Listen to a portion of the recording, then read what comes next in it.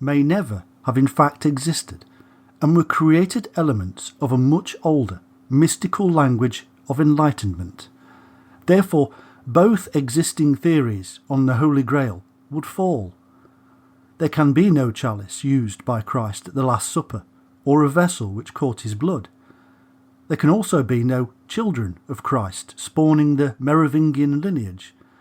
There is in fact no bloodline at all, and Christ is in reality an ancient serpent-worshipping archetypal deity, as too are St. John, Horus, Aesculapius, and thousands of others.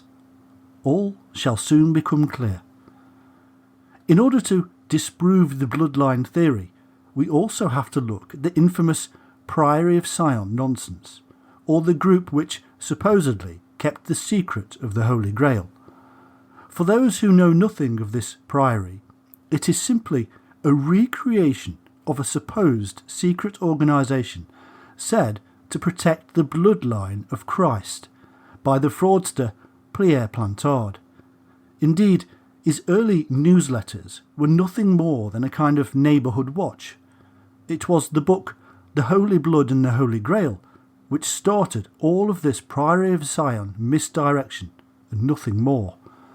So, with all this in mind, we need to completely reappraise the whole mythos of the Grail, and what we will find is startling.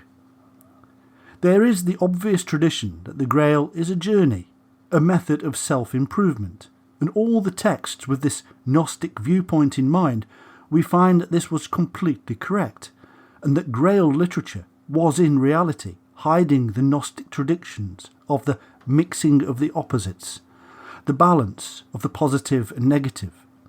This is, in essence, where the split personalities of the mind are rejoined repetitively in order to make the perfect man, symbolised by alchemists as the androgyne or hermaphrodite, or that is, Hermes and Aphrodite, man and woman united within us.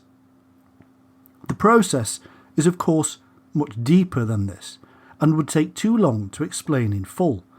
Suffice it to say that this mixing procedure occurred in the brain, and therefore the skull, and was envisaged in colours symbolically as red and white.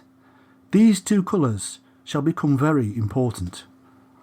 This brain or skull location became apparent in other cultures from where the European Gnostic ideas had also arisen. One of these being the tantric skull cups of India, and even in the story of Christ as he spills his sacrificial blood at Golgotha, the place of the skull. In essence, the whole mystical process was virtually the same the world over.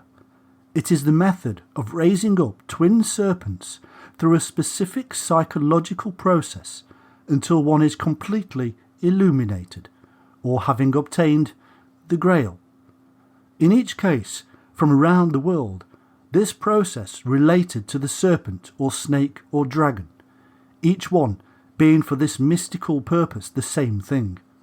It can be seen clearly today in the infamous image of the caduceus upon medical insignia, ambulances, hospitals and elsewhere. It can also be seen in the powerful representation of the Uraeus serpent which emerges from the foreheads of the Egyptian pharaohs. Now, the amazing occurrence of this serpent in myth, folklore and religion across the entire world and in every period is in fact startling. We can see its origins even as far back as ancient Africa, where even today the serpent is pinned to a tree or cross as a sacrifice for the community. This is a continuance of a system which stretches back in time for thousands of years.